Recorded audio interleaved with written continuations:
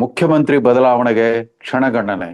ಇದುವರೆಗೂ ಮುಂದಿನ 5 ವರ್ಷ, ಮುಂದಿನ 2.5 ವರ್ಷಗಳ ಕಾಲ ನಾನೇ ಮುಖ್ಯಮಂತ್ರಿ, ಇನ್ನೂ 2 ಬಜೆಟ್ ನಾನೇ ಮಂಡಿಸ್ತೇನೆ ಅಂತ ಇದ್ದ ಮುಖ್ಯಮಂತ್ರಿ ಸಿದ್ದರಾಮಯ್ಯನವರು ಕಡೆಗೂ ಕಾಲಧರ್ಮಕ್ಕೆ ಶರಣಾಗಿರುವಂತೆ ಕಾಣುತ್ತೆ. ಇದುವರೆಗೂ ಕೇವಲ ರಾಜಧರ್ಮವನ್ನೇ ಎತ್ತಿ ಹಿಡಿತಾ ಇದ್ದ ಸಿದ್ದರಾಮಯ್ಯ ಕಡೆಗೂ ಬದಲಾವಣೆಯ ಅನಿವಾರ್ಯತೆಯನ್ನ ಸ್ವೀಕರಿಸಿದ ಹಾಗೆ ಕಾಣುತ್ತೆ. ಅವರಿಗೆ ಅನ್ಯ ಆಯ್ಕೆಯೇ ಇಲ್ಲದಂತ ವಾತಾವರಣ ಕಾಂಗ್ರೆಸ್ನಲ್ಲಿ ನಿರ್ಮಾಣವಾಗಿದೆ. ರಾಜ್ಯ ಕಾಂಗ್ರೆಸ್ನಲ್ಲಿ ಕ್ರಾಂತಿ ಕ್ರಾಂತಿ ಅಂತ ಇದುವರೆಗೂ 3 ತಿಂಗಳಿಂದ ಕೇಳಿ ಬರ್ತಿದ್ದ ವದಂತಿಗಳೆಲ್ಲ ಹೆಚ್ಚು ಕಡಿಮೆ ನಿಜವಾಗೋ ಕ್ಷಣ ಬಂದಿದೆ ಅಂತ ಕಾಣುತ್ತೆ.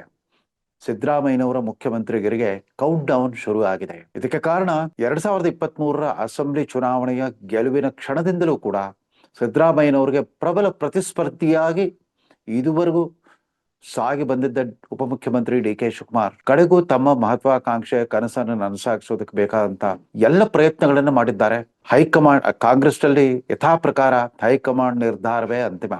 ಅಂದಹಾಗೆ ಹೈಕಮಾಂಡ್ ಅಂದ್ರೆ ಯಾರು ಅನ್ನೋದಕ್ಕೆ ನಿನ್ನೆ ಅಖಿಲ ಭಾರತ ಬೆಂಗಳೂರಿನಲ್ಲೇ ಮುಕ್ಕಾಂ ಹೂಡಿದ್ದ ಅಖಿಲ ಭಾರತ ಕಾಂಗ್ರೆಸ್ ಅಧ್ಯಕ್ಷ ಮಲ್ಲಿಕಾರ್ಜುನ್ ಖರ್ಗೆ ಅವರೇ ಮಾಧ್ಯಮಗಳ ಜೊತೆಗೆ ಮಾತಾಡ್ತಾ ಒಂದು ಸ್ಪಷ್ಟ ಉತ್ತರ ಕೊಟ್ಟಿದ್ದಾರೆ. ನಾನು ಇಲ್ಲಿ ಎಲ್ಲರೂ ಹೇಳಿದ್ದನ್ನ ಕೇಳಿಸ್ಕೊಂಡಿದ್ದೇನೆ, ಆದ್ರೆ ನನ್ನ ಕೈಯಲ್ಲಿ ಏನೂ ಇಲ್ಲ.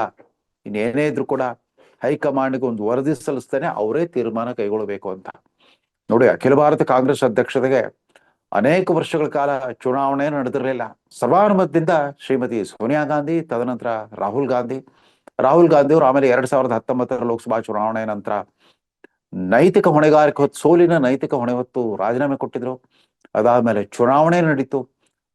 ಸುಮಾರು 25 ವರ್ಷಗಳ ನಂತರ ನಡೆದ ಚುನಾವಣೆಯಲ್ಲಿ ಮಲ್ಲಿಕಾರ್ಜುನ್ ಖರ್ಗೆ ಅವರು ಗೆದ್ದು ಬಂದಿದ್ರು. ಬುದ್ಧಿಜೀವಿ ಶಶಿ ತರೂರ್ ಅವ್ರನ್ನ ಸೋಲಿಸಿ ಗೆದ್ದಿದ್ರು.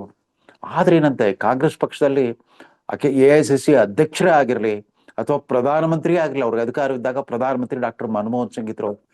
ಪ್ರಧಾನಮಂತ್ರಿ ಯಾರೇ ಇರ್ಲಿ, AICC ಅಧ್ಯಕ್ಷ ಯಾರೇ ಇರ್ಲಿ, ಪರಮಾಧಿಕಾರ ಮಾತ್ರ ಇಂದಿರಾ ಗಾಂಧಿಯ ವಂಶಸ್ಥರಿಗೆ ಮಾತ್ರ ಸೇರಿದ್ದು ಅನ್ನೋದು ಬಹಳ ಸ್ಪಷ್ಟವಾಗಿಬಿಟ್ಟಿದೆ. ಮಲ್ಲಿಕಾರ್ಜುನ್ ಖರ್ಗೆ ಅವರ ಅಸಹಾಯಕತೆ, ಅವರು ಆಕಾಶದ ಕೈ ತೋರಿಸ್ತಾ ಹೈಕಮಾಂಡ್ ಇನ್ ಮುಂದೆ ಹೈಕಮಾಂಡ್ ಏನ್ ತೀರ್ಮಾನ ಮಾಡುತ್ತೋ ಅದೇ ಅಂತಿಮ ತೀರ್ಮಾನ ಅಂತ ಹೇಳಿದ್ದಾರೆ.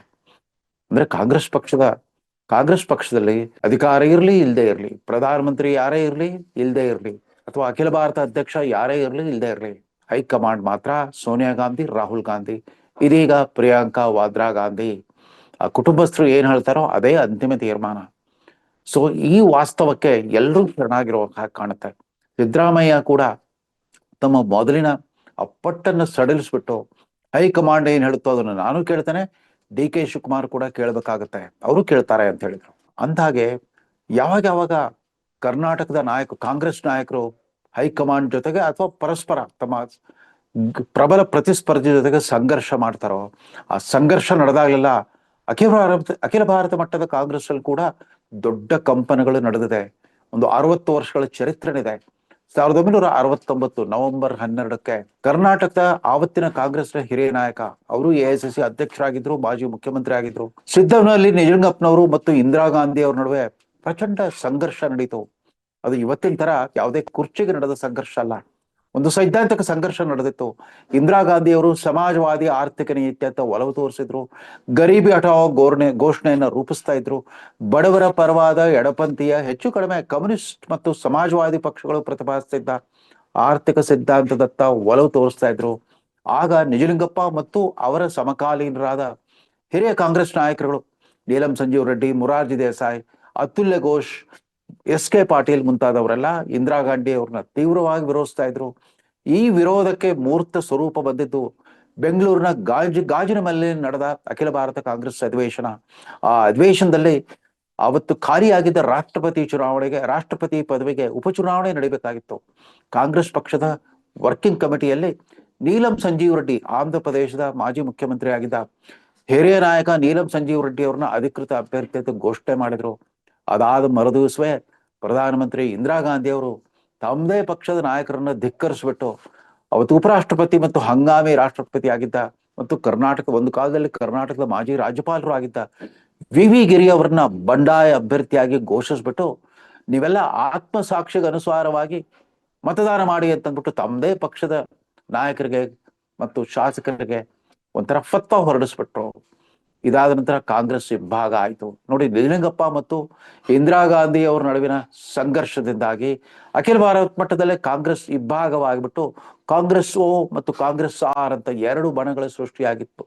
ಅಲ್ಲಿಗೆ ಗಾಂಧಿ ನೆಹರು ಪಟೇಲ್ ಕಾಲದ ಕಾಂಗ್ರೆಸ್ ಇಬ್ಬಾಗವಾಗಿಬಿಟ್ಟು ಇಂದಿರಾ ಗಾಂಧಿ ಕಾಂಗ್ರೆಸ್ ಅಸ್ತಿತ್ವಕ್ಕೆ ಬಂತು. ಅದಕ್ಕೆ ಪ್ರತಿಸ್ಪರ್ಧಿಯಾಗಿ ಈ ಮೂಲ ನಿವಾಸಿಗಳಿದ್ರಲ್ಲ ಅವರೆಲ್ಲ ಕಾಂಗ್ರೆಸ್ ಓ, ಕಾಂಗ್ರೆಸ್ ಆರ್ಗನೈಸೇಷನ್ ಅನ್ನೋ ಹೆಸರು ಪಡ್ಕೊಂಡ್ರು.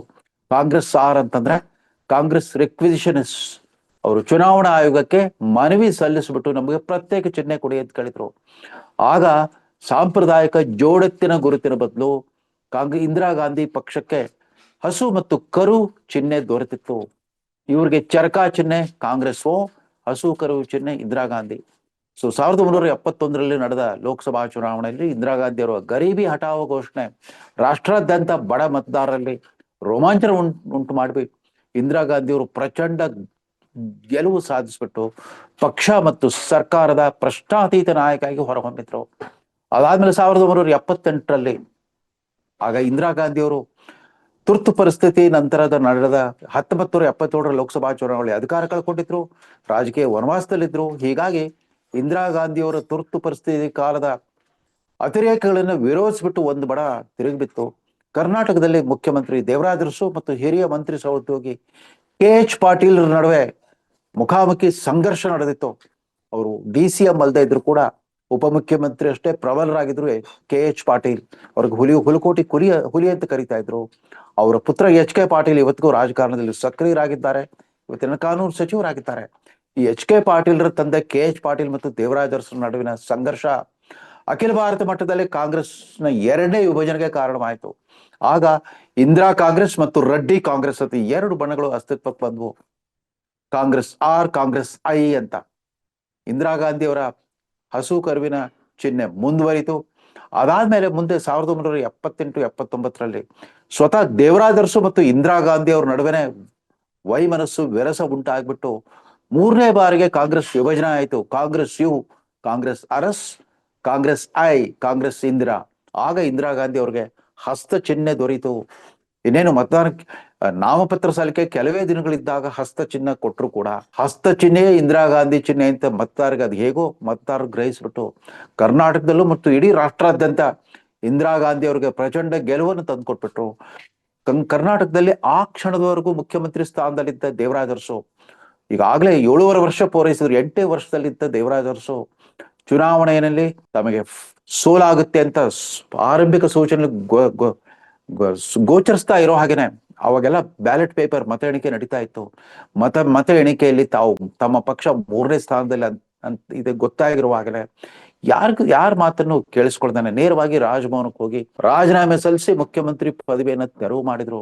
ನೋಡಿ, ಕರ್ನಾಟಕದ ಶಾಸಕರ ಮನಸ್ಥಿತಿ ಹೇಗಿರುತ್ತೆ. ಇವತ್ತೆಲ್ಲ ಸಂಖ್ಯಾಬಲದ ವಿಚಾರ ಮಾತಾಡ್ತಾರೆ. ಆ ಕ್ಷಣದವರೆಗೂ ದೇವರಾಜ ಅರಸುಗೆ ನಿಷ್ಠರಾಗಿದ್ದ ಮಂತ್ರಿಗಳು, ಶಾಸಕರು ಎಲ್ಲರೂ ಸುಮಾರು 90 ಜನ ಆವತ್ತಿನ ಹಾಸನ ಜಿಲ್ಲೆ ನಾಯಕ ಮತ್ತು ಮಂತ್ರಿ ನಗರಾಭಿವೃದ್ಧಿ ಸಚಿವರಾಗಿದ್ರು ಅಂತ ಕಾಣುತ್ತೆ. ಶ್ರೀಕಂಠಯ್ಯನವರ ನೇತೃತ್ವದಲ್ಲಿ ರಾತ್ರೋರಾತ್ರಿ 90 ಜನ ಶಾಸಕರು, ಕಾಂಗ್ರೆಸ್ ಶಾಸಕರು ದೇವರಾಜ ಅರಸು ಬಣವನ್ನ ಬಿಟ್ಟು ಗುಂಡೂರಾಯರ ಬಣ ಅಂದ್ರೆ ಇಂದಿರಾ ಗಾಂಧಿ ಕೃಪಾಪೋಷದ ಬಣಕ್ಕೆ ಸೇರ್ಕೊಂಡ್ಬಿಟ್ರು.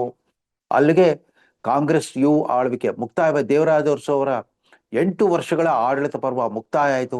ಗುಂಡೂರಾಯ ದರ್ಬಾರ್ ಶುರುವಾಗಿತ್ತು. ನೋಡಿ, ಹೀಗೆ ಯಾವಾಗ ಕರ್ನಾಟಕದ ಕಾಂಗ್ರೆಸ್ ನಲ್ಲಿ ಕ್ರಾಂತಿ ಆಗುತ್ತೋ ಅಖಿಲ ಭಾರತ ಮಟ್ಟದಲ್ಲಿ ಕಾಂಗ್ರೆಸ್ ವಿಭಜನೆ ಆಗ್ತಾ ಹೋಗುತ್ತೆ. ಈಗ ಮತ್ತೆ ಆಗ ಆಗದಿರ್ಲಿ ಅಂತ ಆಶಿಸ್ತಾ ಇವತ್ತಿನ ಎಷ್ಟೋ ವರ್ಷಗಳ ನಂತರ ಅಂದ್ರೆ ಈ ದೇವರಾಜ ಅರಸು, KH ಪಾಟೀಲ್, ದೇವರಾಜ ಅರಸು, ಇಂದಿರಾ ಗಾಂಧಿ ನಂತರ ಮತ್ತೆ ಯಾವತ್ತೂ ಆ ಥರದ ಪ್ರದೇಶ ಮಟ್ಟದ ಒಂದು ಸಂಘರ್ಷ ನಡೆದಿರಲಿಲ್ಲ. ಇದೀಗ ಕರ್ನಾಟಕದ ಕಾಂಗ್ರೆಸ್ನ ಇಬ್ಬರು ದಿಗ್ಗಜಗಳು ಮುಖ್ಯಮಂತ್ರಿ ಮತ್ತು ಉಪಮುಖ್ಯಮಂತ್ರಿಗಳ ನಡುವಿನ ಈ ಸಂಘರ್ಷ ಎಲ್ಲಿಗೆ ತಲುಪುತ್ತೋ ಅಂತ ಎಲ್ಲರೂ ಕಾದ್ ನೋಡ್ತಾ ಇದ್ದಾರೆ. ಇದರಲ್ಲಿ ಮತ್ತೊಂದು ಆಯಾಮ ಇದೆ. ಸಿದ್ದರಾಮಯ್ಯ ಪ್ರತಿನಿಧಿಸುವ ವಲಸಿಗ ಕಾಂಗ್ರೆಸ್ಸಿಗರ ಬಣ ಮತ್ತು DK ಶಿವಕುಮಾರ್ ಪ್ರತಿನಿಧಿಸುವ ಮೂಲ ಕಾಂಗ್ರೆಸ್ಸಿಗರ ಬಣ ಅವ್ರ್ಯಾರು ಎಂದೂ ಅಲ್ಲಿ ಇಲ್ಲಿ ಲೋಕ ಸಂಚಾರ ಮಾಡಿಲ್ಲ. ಕಳೆದ 50 ವರ್ಷಗಳಿಂದ ಒಂದೇ ಪಕ್ಷದಲ್ಲಿರೋರು. ಮಲ್ಲಿಕಾರ್ಜುನ್ ಖರ್ಗೆ, ವೀರಪ್ಪ ಮೊಯ್ಲಿ ಅವರಂತ ಹಿರಿಯ ನಾಯಕರನ್ನು ಹಿಡಿದು ಮಧ್ಯಮ ತಲಬಾರ್ನ ಈ DK ಶಿವಕುಮಾರ್ ವರ್ಗೂ ಕೂಡ ಅವರ ಮೂಲ ಕಾಂಗ್ರೆಸ್ಸಿಗರು ಅಂತ ಗುರುತಿಸ್ಕೊಳ್ತಾರೆ. ಅವ್ರಿಗೂ ಮತ್ತು ಈ ವಲಸಿಗ ಕಾಂಗ್ರೆಸ್ 2007ರಲ್ಲಿ ಸಿದ್ದರಾಮಯ್ಯನವರ ನಾಯಕತ್ವದಲ್ಲಿ ಜನತಾ ಪರಿವಾರವನ್ನ ತೊರೆದು ಕಾಂಗ್ರೆಸ್ ಸೇರಿದ ಬಣ. ಆದ್ರೆ ಇವರೆಲ್ಲ ವ್ಯಕ್ತಿಗತವಾಗಿ ತಮ್ಮದೇ ಆದ ಸ್ವಂತ ವ್ಯಕ್ತಿತ್ವ, ವರ್ಚಸ್ಸು ಮತ್ತು ಬೇರು ಮಟ್ಟದ ಒಂದು ವೋಟ್ ಬ್ಯಾಂಕ್ ಅನ್ನ ಖಾತ್ರಿ ಪಡಿಸ್ಕೊಂಡು ಬಂದವರು. ಅವ್ರು ಯಾವತ್ತೂ ಕೂಡ ಹೈಕಮಾಂಡ್ ಕಡೆ ನೋಡಿದವರಲ್ಲ. ಜನತಾ ಪರಿವಾರದಲ್ಲಿ ಹೈಕಮಾಂಡ್ ಅಂದ್ರೆ ಪದ್ಮನಾಭನಗರ ದೇವೇಗೌಡರ ಮನೆ ಅಷ್ಟೇ. ಹಾಗಾಗಿ ಅವ್ರು ದಿಲ್ಲಿಗೆ ಧಾವಿಸ್ಬೇಕಾಗ್ತಿರಲಿಲ್ಲ. ಆಮೇಲೆ ಪಕ್ಷ, ಆಮೇಲೆ ಚುನಾವಣೆ ಸೋಲ್ಲಿ ಗೆಲ್ಲಿ ಅವರೆಂದೂ ಕೂಡ ವ್ಯಕ್ತಿಗತವಾದ ವರ್ಚಸ್ಸು ಮತ್ತು ಪ್ರಭಾವವನ್ನ ಕಳ್ಕೊಂಡವರಲ್ಲ. ಹೀಗಾಗಿ ಸಿದ್ದರಾಮಯ್ಯನವ್ರಿಗೆ ಸ್ವಲ್ಪ ಆರಂಭದಲ್ಲಿ ಕಾಂಗ್ರೆಸ್ ಸಂಸ್ಕೃತಿಗೆ ಹೊಂದ್ಕೊಳ್ಳೋದು ಸ್ವಲ್ಪ ಕಷ್ಟವಾದ್ರೂ ಕೂಡ ಅದವರ ಮೂಲ ಜಾಯಮಾನವಲ್ಲ, ಸಹಜ ಜಾಯಮಾನವೂ ಅಲ್ಲ. ಇದೀಗ ತಮ್ಮ ಎರಡನೇ ಅವಧಿಯ ಅಧಿಕಾರ ಸ್ಥಾನವನ್ನು ಉಳಿಸ್ಕೊಳ್ಳಿಕ್ಕೆ ಶತಾಯಗತಾಯ ಪ್ರಯತ್ನ ಮಾಡಿದ್ರು ಕೂಡ ಸಿದ್ದರಾಮಯ್ಯನವ್ರಿಗೆ ಅರ್ಥವಾಗಿದೆ. ಕಾಂಗ್ರೆಸ್ ಹೈಕಮಾಂಡ್ ಸಂಸ್ಕೃತಿ ಅಂತಂದ್ರೆ ಅದು ಯಾವುದೇ ಪ್ರಧಾನಮಂತ್ರಿ ಅಥವಾ AICC ಅಧ್ಯಕ್ಷರಿಗಿಂತ ಬಲಿಷ್ಠವಾದದ್ದು. ಇಲ್ಲಿ ತಾವು ವ್ಯಕ್ತಿಗತವಾಗಿ ಬೇರು ಮಟ್ಟದ ಜನಪ್ರಿಯತೆ ಎಷ್ಟೇ ಇದ್ರೂ ಕೂಡ ತಲೆಬಾಗ್ಲೇಬೇಕಾಗುತ್ತೆ ಅನ್ನೋ ವಾಸ್ತವನ್ನ ಅರ್ಥಕೊಂಡಿದ್ದಾರೆ ಅಂತ ಕಾಣುತ್ತೆ. ಅದರಲ್ಲಿ ಕಾಲಧರ್ಮ ಕೂಡ ಸಿದ್ದರಾಮಯ್ಯ ಅವರಿಗೆ ವ್ಯತಿರಿಕ್ತವಾಗಿದೆ. ಹಾಗದ್ ಮಾತ್ರಕ್ಕೆ ಸಿದ್ದರಾಮಯ್ಯ ಒಬ್ಬ ಅನರ್ಹ ನಾಯಕ ಅಥವಾ ಅದಕ್ಷ ಮುಖ್ಯಮಂತ್ರಿ ಅಂತ ಹೇಳಲಿಕ್ಕಾಗಲ್ಲ. ಸಿದ್ದರಾಮಯ್ಯನವರು 1980ರ ದಶಕದಿಂದ ಕೂಡ ವಿವಿಧ ಜನತಾ ಸರ್ಕಾರಗಳಲ್ಲಿ, ಜನತಾದಳ ಸರ್ಕಾರಗಳಲ್ಲಿ ಮಂತ್ರಿಯಾಗಿ, ಆರ್ಥಿಕ ಸಚಿವರಾಗಿ, ಉಪಮುಖ್ಯಮಂತ್ರಿಯಾಗಿ, ತದನಂತರ ಕಾಂಗ್ರೆಸ್ಗೆ ಬಂದ್ಮೇಲೆ ಮೊದಲ 5 ವರ್ಷ, ತದನಂತರ 2.5 ವರ್ಷ, 7.5 ವರ್ಷಗಳ ಕಾಲ ಮುಖ್ಯಮಂತ್ರಿಯಾಗಿ ತಮ್ಮದೇ ಆದ ಒಂದು ಛಾಪು ಬಿಟ್ಟು ಹೋಗ್ತಾ ಇದ್ದಾರೆ ಕರ್ನಾಟಕದ ರಾಜಕೀಯ ಕ್ಷಿತಿಜದಲ್ಲಿ.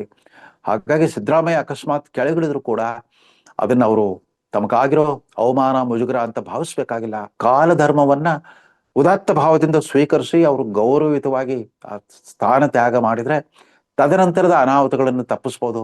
ಕಾಂಗ್ರೆಸ್ ಪಕ್ಷದಲ್ಲಿ ಆಗಬಹುದಾದ ಸಂಭಾವ್ಯ ವಿಭಜನೆಯನ್ನು ತಪ್ಪಿಸ್ಬೋದು. ಅದೇ ರೀತಿ ಅಕಸ್ಮಾತ್ ಆಗಿ ನಿರೀಕ್ಷೆಯಂತೆ DK ಶಿವಕುಮಾರ್ ಅವ್ರಿಗೆ ಆ ಮುಖ್ಯಮಂತ್ರಿ ಸ್ಥಾನ ಸಿಕ್ಕಿದ್ರೆ ಅವರು ಕೂಡ ಕರ್ನಾಟಕ ಜನರಿಗೆ ಒಂದೇ ಒಂದು ಗ್ಯಾರಂಟಿ ಕೊಟ್ಟರು ಸಾಕು. ಈ ಇರೋ 5 ಗ್ಯಾರಂಟಿ ನೀವು ವಾಪಸ್ ಪಡೆದ್ರು ಪರವಾಗಿಲ್ಲ, ನಾನು ಮುಖ್ಯಮಂತ್ರಿ ಆದ್ರೆ ಭ್ರಷ್ಟಾಚಾರ ಮುಕ್ತ ದಕ್ಷ ಆಡಳಿತ ಕೊಡ್ತಾನೆ, ಅದು ಒಂದು ಗ್ಯಾರಂಟಿ ಕೊಟ್ಟರೆ ಸಾಕು. ಬಡವರು, ಮಧ್ಯಮ ವರ್ಗದವರು, ಶ್ರೀಮಂತರು ಎಲ್ಲರೂ ಕೂಡ ನಿಮ್ಮ ನಾಯಕತ್ವವನ್ನು ಸ್ವೀಕರಿಸ್ತಾರೆ. ಇಲ್ಲದೆ ಹೋದ್ರೆ ಮತ್ತದೇ ಯಥಾಸ್ಥಿತಿವಾದಿ ಸರ್ಕಾರ, ಅದರ ಮುಂದುವರಿಕೆ ಅಂತ ಆಗೋಗುತ್ತೆ. ಎಲ್ಲ ಒಂದ್ ಕಡೆ ನಿಮ್ಮ ಆಂಗಿಕ ಭಾಷೆಯಲ್ಲಿ ಎಲ್ಲರೂ ಕೂಡ ಇಲ್ಲ, DK ಶಿವಕುಮಾರ್ ಮಹಾನ್ ಮುಂಗೋಪಿ, ದುರಂಕಾರಿ ಇತ್ಯಾದಿ ಪಬ್ಲಿಕ್ ಪರ್ಸೆಪ್ಷನ್ ಇದೆ. ಅದನ್ನು ಬದಲಿಸೋ ರೀತಿಯಲ್ಲಿ ಒಂದಷ್ಟು ವಿನಮ್ರತೆಯನ್ನು ರೂಢಿಸ್ಕೊಂಡ್ರೆ ಮತ್ತು ಈಗಿರೋ ನಿಮ್ಮ ಚೈತನ್ಯವನ್ನ ಕೇವಲ ಪಕ್ಷ ಕಟ್ಟೋದಲ್ಲ, ಸರ್ಕಾರ ಮತ್ತು ಆಡಳಿತ ವ್ಯವಸ್ಥೆಯನ್ನ ಧನಾತ್ಮಕವಾಗಿ ಜನಸ್ನೇಹಿಯಾಗಿ ಮಾರ್ಪಡಿಸೋದ್ರಲ್ಲಿ ಯಶಸ್ವಿ ಆದ್ರೆ ನೀವು ಈಗ ನಡೆಸಿರೋ ಪರಿಶ್ರಮ, ಅದಕ್ಕೆ ಸಿಗಬಹುದಾದ ಪ್ರತಿಫಲ ಎಲ್ಲವೂ ಸಾರ್ಥಕವಾಗುತ್ತೆ ಅಂತ DK ಶಿವಕುಮಾರ್ಗೂ ಹೇಳ್ತಾ, ಪಾಪ ದಲಿತ ಮುಖ್ಯಮಂತ್ರಿ ಒಬ್ರು ಆಗಿಲ್ಲ ಇದುವರೆಗೂ, ನಾನಂತೂ ಯಾವಾಗ್ಲೂ ರೇಸ್ ನಲ್ಲಿ ಇದ್ದೇನೆ ಅಂತ ಡಾಕ್ಟರ್ G ಪರಮೇಶ್ವರ್ ಅವರು ನಿನ್ನೆ ಹೇಳ್ಕೊಂಡ್ರು. ಅವ್ರು 2013ರಲ್ಲಿ ಆಗ್ಬಿಡ್ತಾ ಇದ್ದೆ, ಆದ್ರೆ ಕೊರಟಗೆರೆ ಕ್ಷೇತ್ರದಲ್ಲಿ ನನ್ನನ್ನೇ ಸೋಲಿಸ್ಬಿಟ್ರು, ನಾನು ಸೋತಿದ್ರಿಂದ ಅದು ಸಾಧ್ಯವಾಗ್ಲಿಲ್ಲ ಅಂತ ಹೇಳ್ಕೊಂಡ್ರು. ಆದ್ರೆ ಮುಖ್ಯಮಂತ್ರಿ ಸ್ಥಾನಕ್ಕೆ ಬೇಕಾದ ಒಂದು ಛಲ, ಗಟ್ಟಿ ಸಂಕಲ್ಪ ಅದನ್ನು ಪ್ರದರ್ಶಿಸ್ಲಿಕ್ಕೆ ಆಗ್ಲೇ ಇಲ್ಲ. ಅದೇ ರೀತಿ ಕಾಂಗ್ರೆಸ್ ನೋಡಿ ವೋಟ್ ಬ್ಯಾಂಕ್ ಅಂತ ಸಂಬೋಧಿಸ್ತಾರೋ, ಮುಸ್ಲಿಂ ಶಾಸಕರು 10 ಜನ ಇದ್ದಾರೆ. ಮೊದಲು 9 ಇದ್ರು, ಶಿಗ್ಗಾಮಿ ಬೈ ಎಲೆಕ್ಷನ್ ಆದ್ಮೇಲೆ 10 ಜನ ಆದ್ರು. ಯಾರೊಬ್ರು ಕೂಡ ಒಬ್ಬ ಮುಸ್ಲಿಂ ನಾಯಕನನ್ನ ಮುಖ್ಯಮಂತ್ರಿ ಪದವಿಗಿರ್ಲಿ, ಪ್ರದೇಶ್ ಕಾಂಗ್ರೆಸ್ ಅಧ್ಯಕ್ಷತೆಗೂ ಸೂಚಿಸೋದಿಲ್ಲ. ಇದನ್ನ ಕಾಂಗ್ರೆಸ್ನ ವೋಟ್ ಬ್ಯಾಂಕ್ ಅಂತ ಪರಿಗಣಿಸಲ್ಪಟ್ಟು 100ಕ್ಕೆ 100ರಷ್ಟು ವೋಟ್ ಹಾಕ್ತಾ ಬಂದಿರೋ ಮುಸ್ಲಿಂ ಮತದಾರರು ಅರ್ಥ ಮಾಡ್ಕೊಳ್ಬೇಕು, ಕಾಂಗ್ರೆಸ್ ಪಕ್ಷದ ಧೋರಣೆ ಮುಸಲ್ಮಾನರ ಕುರಿತಂತೆ ಯಾವ ರೀತಿ ಇರುತ್ತೆ ಅಂತ ಅಂದ್ಬಿಟ್ಟು. ಅದೇ ರೀತಿ ಯಾವುದೇ ದಲಿತ ನಾಯಕನ ಹೆಸರು ಕೂಡ ಮುಖ್ಯಮಂತ್ರಿ ಪದವಿಗೆ ಕೇಳಿ ಬರ್ತಾ ಇಲ್ಲ. ಇದು ಅಹಿಂದ ಅನ್ನೋ ಸಿದ್ದರಾಮಯ್ಯ ಮತ್ತು ಇತರ ನಾಯಕರು ಕೂಡ ಗಮನಿಸ್ಬೇಕು. ಅದೇನೇ ಇರಲಿ, ಮುಖ್ಯಮಂತ್ರಿ ಪದವಿ ಕೇವಲ ಜಾತಿ ಅಥವಾ ಪ್ರದೇಶವಾರು ಪ್ರಾತಿನಿಧ್ಯಕ್ಕೆ ಸಂಬಂಧಪಟ್ಟದ್ದಲ್ಲ.